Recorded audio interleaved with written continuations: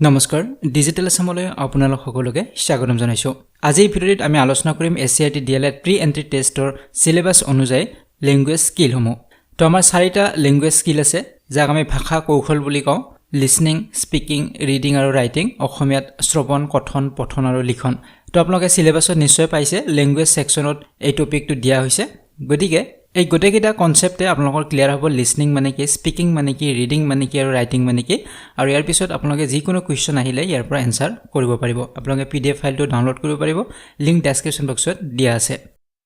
প্ৰথমে আমি আলোচনা কৰিম শ্ৰৱণৰ বিষয়ে, যে শ্ৰৱণ কাক বোলে। সো ভাষা শিক্ষাৰ প্ৰথম যেটো কৌশল হেতু হৈছে শ্ৰৱণ। আমি ভাষা কৌশল বুলি ক'লে প্ৰথম শ্ৰৱণটো আহে। গতিকে এটা ভাষা শিকিবলৈ আমাক প্ৰথমতে প্ৰয়োজন হয় শ্ৰৱণৰ, কাৰণ আমি এটা ভাষা প্ৰথমতে শুনো, তাৰ পিছতহে আমি সেই ভাষাটো ক'ব আৰম্ভ কৰোঁ, পঢ়িব আৰম্ভ কৰোঁ বা লিখিব আৰম্ভ কৰোঁ। গতিকে ভাষা শিকাৰ ক্ষেত্ৰত প্ৰথম যেটো আমাক কৌশলৰ প্ৰয়োজন হয় হেতু হৈছে শ্ৰৱণ।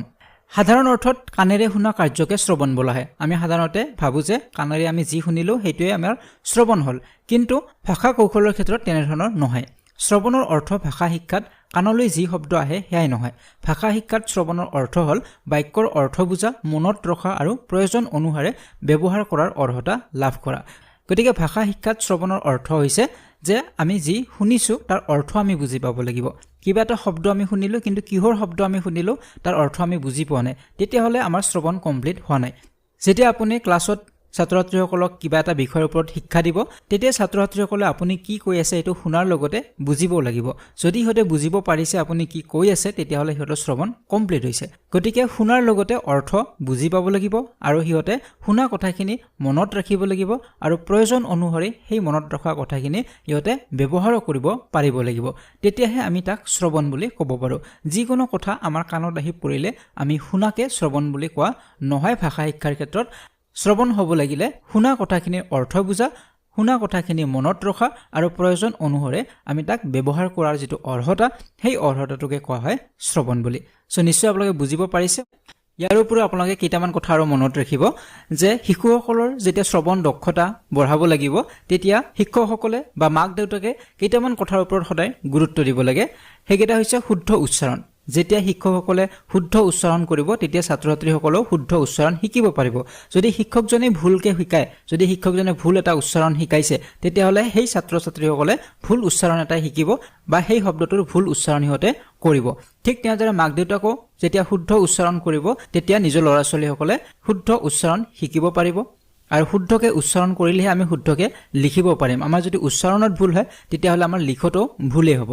গতিকে এইটো কথাৰ ওপৰত গুৰুত্ব দিব লাগে সকলোৱে। আৰু তাৰ পিছত আছে মান্য ভাষাৰ প্ৰচলন। মান্য ভাষাৰ প্ৰচলনৰ যথেষ্ট প্ৰয়োজন। আমি ঘৰত ঘৰুৱা ভাষাৰ প্ৰচলন কৰোঁ, কিন্তু ক্লাছৰুমত শিক্ষকসকলে সদায় মান্য ভাষাৰে প্ৰচলন কৰাটো প্ৰয়োজনীয়, আৰু তেতিয়াহে ছাত্ৰ-ছাত্ৰীসকলে মান্য ভাষাটো শিকিব পাৰিব। কাৰণ প্ৰথম অৱস্থাত ছাত্ৰ-ছাত্ৰীসকলে শুনি শুনিয়ে শিকে। গতিকে শুনোতে যদি সিহঁতে ভুল শিকে, তেতিয়াহ'লে সিহঁতে ভুলে শিকিব আৰু ভুলে সিহঁতে ক'ব। গতিকে এই বিষয়ৰ ওপৰত যথেষ্ট গুৰুত্ব দিব লাগে। তাৰ পিছত শ্ৰুতলিপি দিয়াৰ সময়ত শুদ্ধ উচ্চাৰণ কৰাটো যথেষ্ট প্ৰয়োজন। শিক্ষকসকলে যেতিয়া শ্ৰুতলিপি দিব, তেতিয়া শিক্ষকসকলে শুদ্ধ উচ্চাৰণ কৰিলেহে সিহঁতে শুদ্ধভাৱে লিখিব পাৰিব। গতিকে উচ্চাৰণ ভুল হোৱা মানে লিখনতো ভুল হ'ব। তাৰ পিছত মাক দেউতাক বা অভিভাৱকসকলে কথা পাতোতে যথেষ্ট সাৱধান হোৱা উচিত। গতিকে ঘৰত যদিও ঘৰুৱা ভাষাত কথা পাতে, মাক দেউতাকে বা অভিভাৱকে কথা কোৱাৰ ক্ষেত্ৰত যথেষ্ট সাৱধান হ'ব লাগে। বেয়া কথা সিহঁতক কেতিয়াও শিকাব নালাগিব। যদি সিহঁতে ভুল কথা শিকে, বেয়া কথা শিকে, তেতিয়াহ'লে সিহঁতে শুনি শুনি সেই কথাখিনি আয়ত্ব কৰি ল'ব আৰু সেইখিনি কথাকে সিহঁতে পৰৱৰ্তী সময়ত ব্যৱহাৰো কৰিব। গতিকে মাক দেউতাকক এই ক্ষেত্ৰত যথেষ্ট সাৱধান হোৱা উচিত। আৰু পৰিৱেশৰ প্ৰভাৱ যথেষ্ট পৰে ছাত্ৰ-ছাত্ৰীসকলৰ ওপৰত বা ল'ৰা-ছোৱালীসকলৰ ওপৰত। গতিকে ভাল পৰিৱেশত থাকিলে সিহঁতে ভাল কথা শুনিব, আৰু ভাল কথা শুনিলে সিহঁতে ভাল শিকিব পাৰিব। যদি সিহঁতে বেয়া এটা পৰিৱেশত থাকে, সদায় বেয়া কথা সিহঁতে শিকে, তেতিয়াহ'লে সিহঁতৰ জীৱনত তাৰ প্ৰভাৱ যথেষ্ট পৰিব। গতিকে এইখিনি কথাৰ ওপৰত যথেষ্ট গুৰুত্ব দিব লাগে। সো এতিয়া আহিছোঁ দ্বিতীয় যেটো ভাষা কৌশল, এইটো হৈছে কথন। সো ভাষা শিক্ষাৰ দ্বিতীয় কৌশল হৈছে কথন। কথন মানে হৈছে কোৱা। কথন মানে কোৱা। আমি যিকোনো কথা কোৱাকে কথন বুলি কোৱা হয়। যেনেদৰে মই কৈ আছো, এইটো হৈছে কথন। ই ভাৱ প্ৰকাশৰ সহজ উপায়। আমি মনৰ ভাৱবিলাক প্ৰকাশ কৰাৰ ক্ষেত্ৰত একেবাৰে সহজ উপায় হৈছে কথন। কিন্তু কথনে কেৱল ধ্বনিসমূহৰ উচ্চাৰণ কৰা শব্দ বা বাক্যকে কোৱা নুবুজায়। কেৱল কোৱাকে কথন বুলি নকয়। কেৱল শব্দবিলাকৰ উচ্চাৰণ কৰি কিবা এটা কথা কৈছো, সেইটোকে কথন বুলি কোৱা নহয় ভাষা কৌশলৰ ক্ষেত্ৰত। তো জিন 80 সেশনৰ মতে আমি যেতিয়া কথা কওঁ তেতিয়া আমি একে সময়তে বিভিন্ন প্ৰক্ৰিয়াৰ মাজত জড়িত হৈ পৰোঁ সো তেখেতে কি কৈছে যেতিয়া আমি কথা কওঁ এতিয়া ধৰক মই আপোনালোকক কথা কৈ আছো এতিয়া বিভিন্ন প্ৰক্ৰিয়াৰ মাজত মই জড়িত হৈ পৰিছো বিভিন্ন প্ৰক্ৰিয়া মানে মোৰ মগজুত বিভিন্ন প্ৰক্ৰিয়া চলি আছে যে মই ইয়াৰ পিছত কি কথা কম বা মই যিখিনি কথা কৈ আছো এইখিনি শুদ্ধই কৈ আছো নে ভুলে কৈ আছো এই গোটেইবিলাক মই চিন্তাও কৰিব লগা হৈছে আৰু মুখেৰে উচ্চাৰণও কৰিব লগা হৈছে গতিকে কথা কওঁতে একে সময়তে বিভিন্ন প্ৰক্ৰিয়াৰ মাজত আমি জড়িত হৈ পৰো গতিকে এটা কথা কোৱাৰ আগত মনৰ মাজত আচনি কৰি লওঁ যে আমি কি কোৱা উচিত গতিকে আমি যিখিনি কথা কৈ আছো ইয়াৰ পিছত মই কি কম ইয়াৰ পৰৱৰ্তী সময়ত মই কি কম গতিকে এইখিনি মনৰ মাজত এটা আচনি প্ৰস্তুত হৈ যায় যাতে শুনোতে আমি কি কৈ আছো বুজি পায় যাতে আপোনালোকে মই কি কৈ আছো সেইখিনি বুজিব পাৰে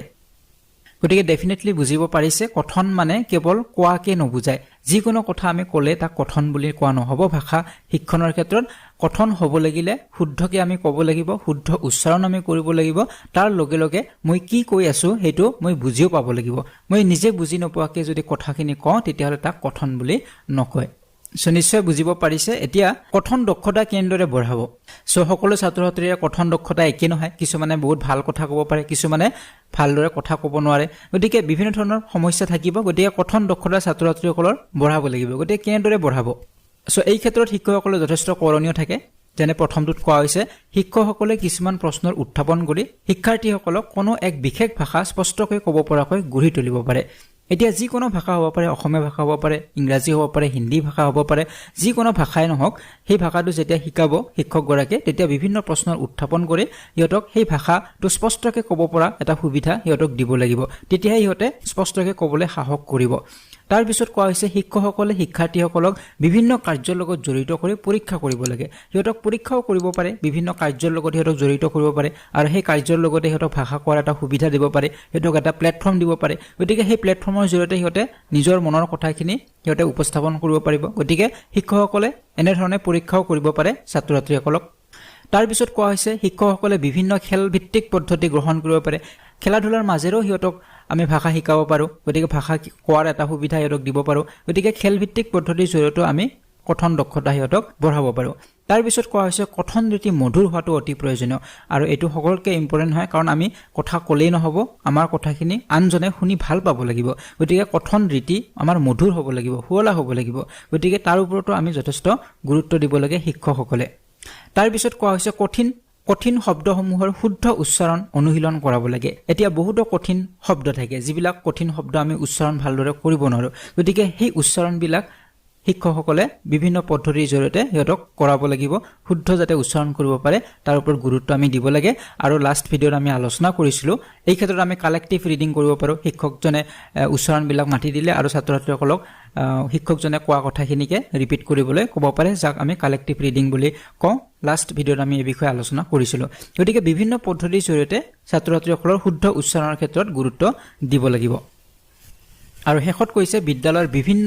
অনুষ্ঠানত ছাত্ৰ-ছাত্ৰীসকলক বক্তৃতা দিয়াৰ অভ্যাস কৰাব লাগে ইয়াতে স্পেলিংটো অলপ ভুল হৈ আছে বক্তৃতা হ'ব এইটো লেকচাৰৰ কথা কোৱা হৈছে যে বিভিন্ন অনুষ্ঠান হ'ব বিদ্যালয়খনত সেই অনুষ্ঠানবিলাকত ছাত্ৰ-ছাত্ৰীসকলক লেকচাৰ দিব এটা সুবিধা দিব লাগে ইহঁতক প্লেটফৰ্ম দিব লাগে তেতিয়াহে ইহঁতৰ মনত সাহস হ'ব আৰু তেতিয়া ইহঁতে ডাঙৰ যেতিয়া হ'ব তেতিয়া বিভিন্ন সেমিনাৰ হওক মিটিং হওক এইবিলাকত কথা কোৱাৰ এটা সাহস ইহঁতে গটাব পাৰিব গতিকে ছাত্ৰ-ছাত্ৰীসকলক বিভিন্ন অনুষ্ঠানত বক্তৃতা বা লেকচাৰ দিয়াৰ বাবেও প্ৰস্তুত কৰাব লাগে গতিকে এইখিনি কাম কৰিলে কথন দক্ষতা বাঢ়িব ছাত্ৰ-ছাত্ৰীসকলৰ নিশ্চয় কথন দক্ষতা বৃদ্ধি হ'ব গতিকে ভাষা কৌশলৰ তৃতীয়টি ভাগ হৈছে পঠন আৰু এই ভাষা কৌশলসমূহৰ ভিতৰত পঠন হ'ল এক জটিল প্ৰক্ৰিয়া সকলোতকৈ জটিল প্ৰক্ৰিয়াটোৱে হৈছে পঠন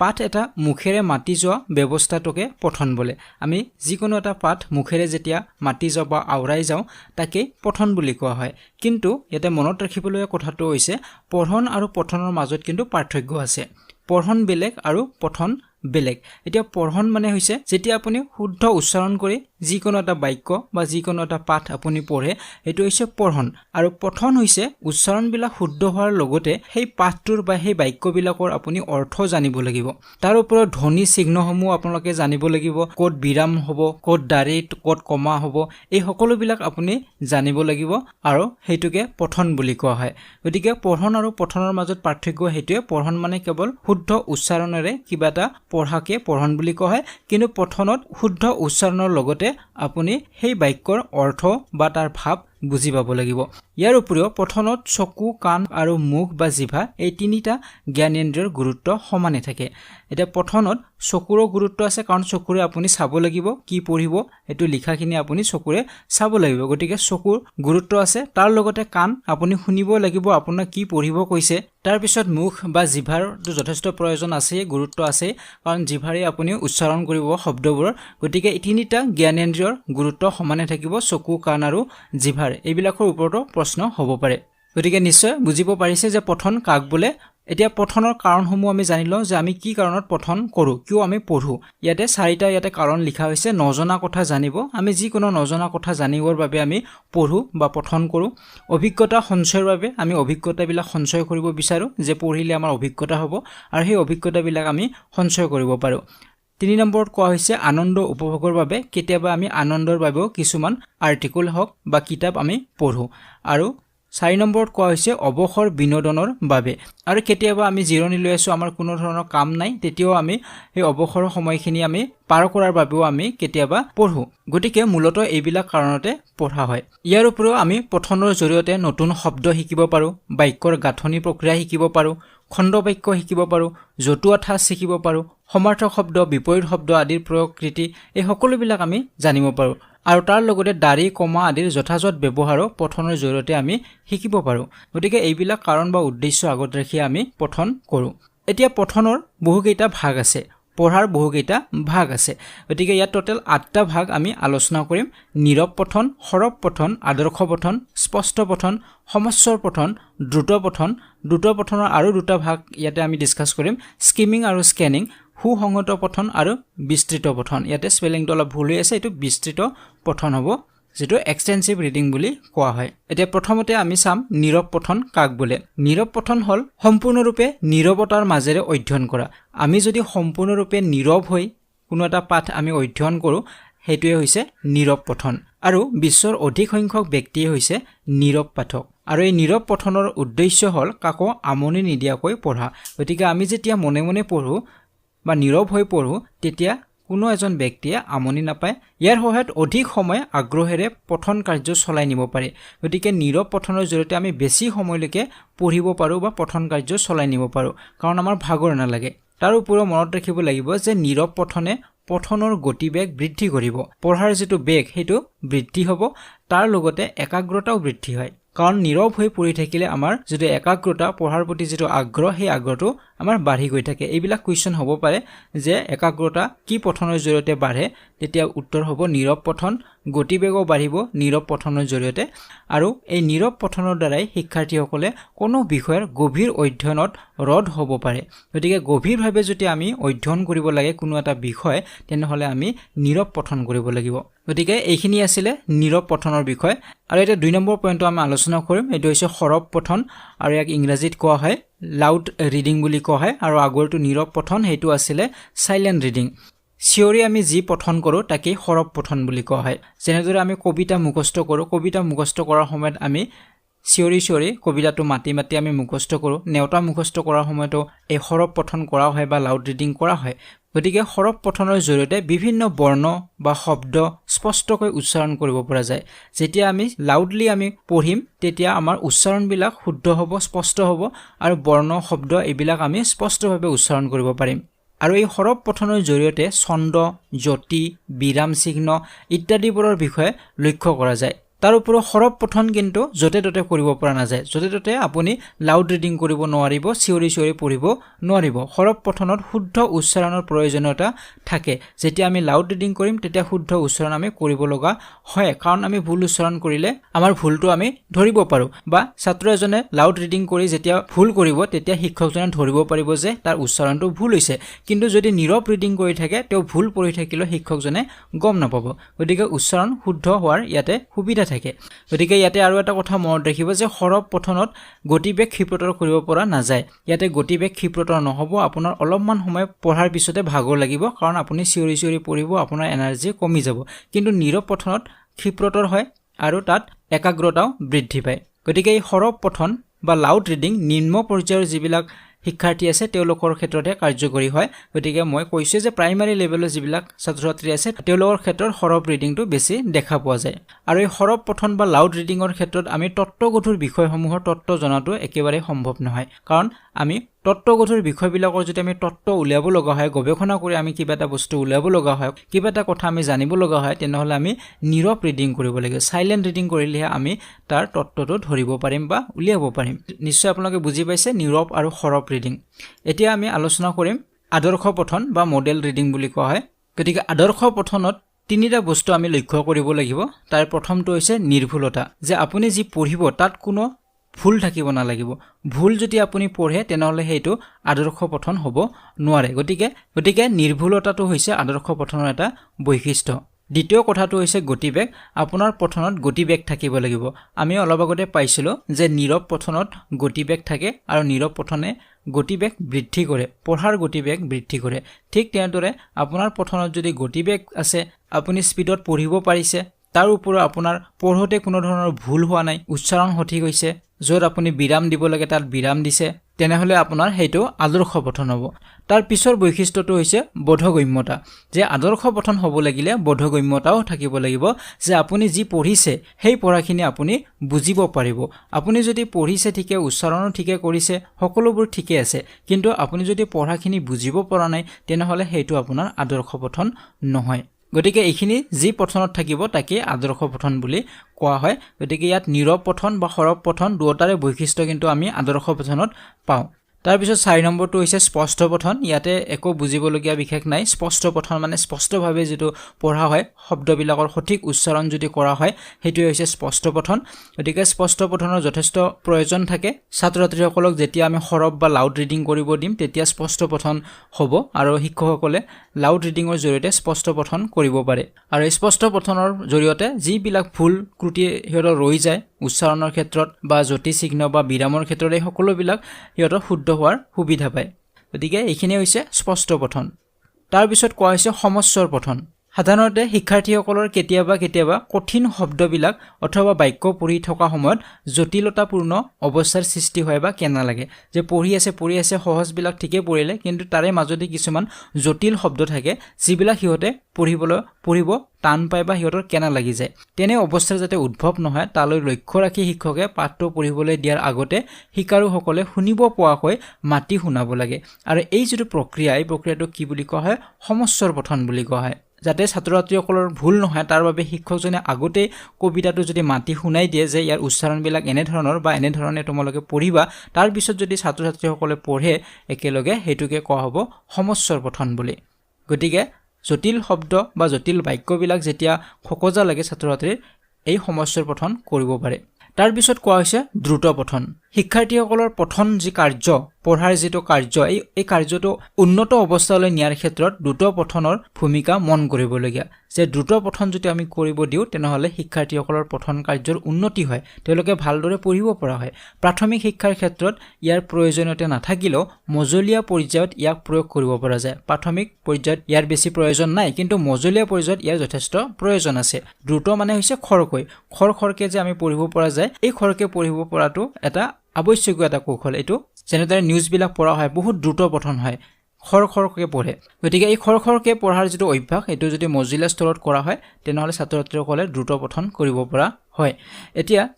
এই দ্ৰুত পঠনৰ আৰু দুটা ভাগ আছে এটো হৈছে স্কিমিং আৰু স্কেনিং ইয়াৰ অসমীয়া শব্দটো মই পোৱা নাই যদি আপোনালোকে জানে কমেন্ট বক্সত কমেন্ট কৰিব আৰু এক্সামত আহিলো এটো স্কিমিং আৰু স্কেনিং বুলি আহে সো যি কি নহওক দ্ৰুত পঠনৰে দুটা ভাগ এটা হৈছে স্কিমিং আৰু এটা হৈছে স্কেনিং ইয়াৰ শব্দটোৰ অৰ্থতে ইয়াৰ মিনিংটো লুকাই আছে আৰু এই স্কিমিংক আমি ওপৰে পঢ়া বুলি ক'ব পাৰো বা যেটো সুপাৰফিচিয়েল ৰিডিং বুলি কয় হেতু আমি ক'ব পাৰো যেনেদৰে আমি নিউজ পেপাৰ বিলাক পঢ়ো অলপ সময় ভিতৰত গোটেই নিউজ পেপাৰখন আমি পঢ়ি দিও গতিকে এই যেটো ৰিডিং নিউজ পেপাৰ যেটো পঢ়া যেটো ৰিডিং এই ৰিডিংটোক বা পঠন কাৰ্যটো কি বুলি কোৱা হয় স্কিমিং বুলি ক'ব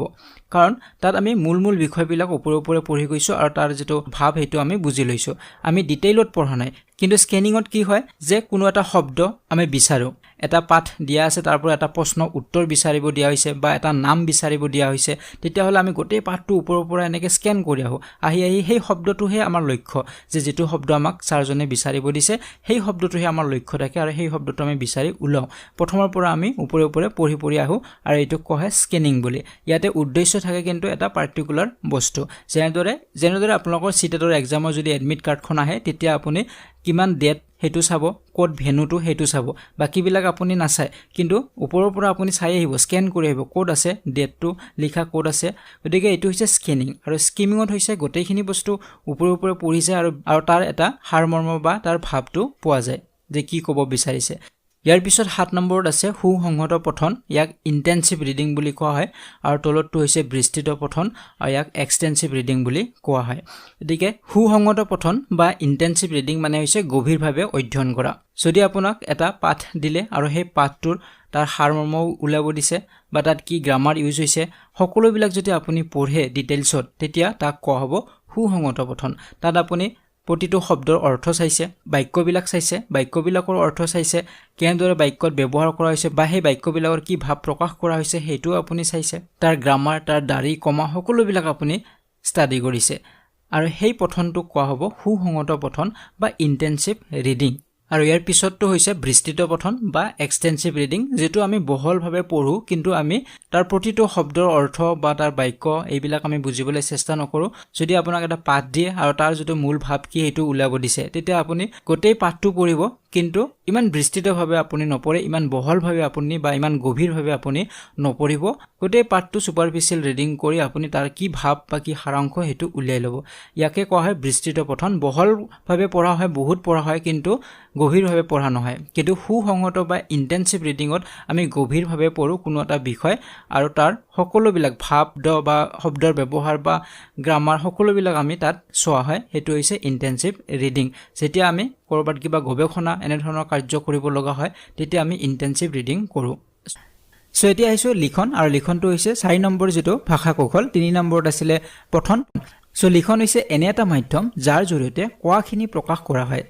গতিকে লিখনৰ জৰিয়তে আমাৰ যিখিনি কথা কওঁ সেই কথা কোৱাখিনি আমি প্ৰকাশ কৰিব পাৰো এতিয়া মই যিখিনি কথা কৈ আছো সেইখিনি আপোনালোকে স্ক্ৰিনতো দেখা পাইছে গতিকে এই মই কোৱা কথাখিনিকে লিখনৰ জৰিয়তে মই প্ৰকাশ কৰিছো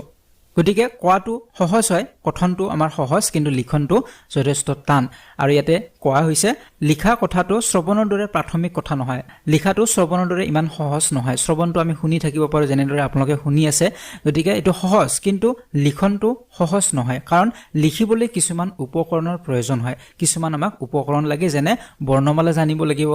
আখৰ আদিৰ বিষয়ে আমি জানিব লাগিব গতিকে শিশুসকলে ক্লাছৰুমত আপোনাৰ কথাখিনি ভালদৰে শুনিব পাৰিব কিন্তু হিয়তে লিখাত যথেষ্ট অসুবিধা আহিব প্ৰথম অৱস্থাত কাৰণ হিয়তে লিখাৰ বাবে বৰ্ণমালা জানিব লাগিব আখৰৰ জ্ঞান থাকিব লাগিব গতিকে কথন হওক শ্ৰৱণ হওক এইবিলাকতকে লিখনটো সকলোতকে টান হয়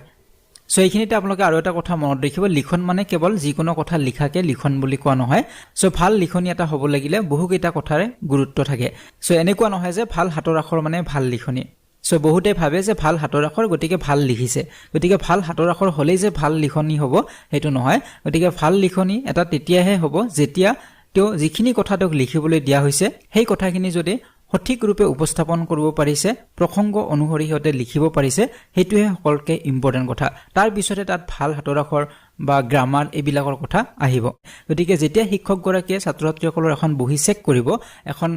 কপি এখন চেক কৰিব তেতিয়া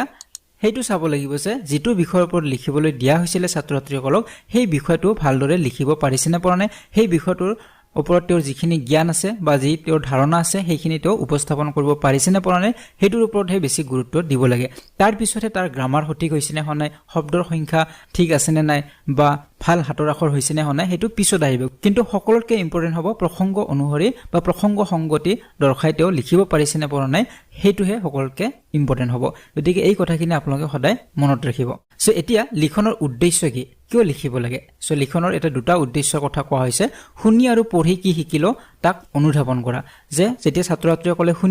শুনি হিয়তে পঢ়াও শিকিলে এতিয়া শুনি বা পঢ়ি হিয়তে কি শিকিলে তাক অনুধাৱন কৰা যায় লিখনৰ জৰিয়তে গতিকে যেতিয়া লিখিব তেতিয়াহে আমি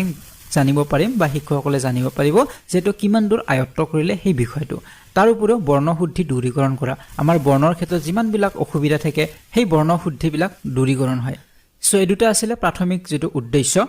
ইয়াৰ পিছত আমি আলোচনা কৰিম উত্তম হাতৰ আখৰৰ লক্ষণ এতিয়া মই অলপ আগতে কৈছো ভাল হাতৰ আখৰ মানে যে ভাল লিখনে এইটো কিন্তু নহয় কিন্তু তথাপিও ভাল হাতৰ আখৰৰ কিছুমান লক্ষণ থাকে কোনবিলাক ভাল হাতৰ আখৰ বুলি কোৱা হয় তাৰ ওপৰতো কুৱেশ্যন অহা দেখা যায় গতিকে স্পষ্টতা হ'ব লাগিব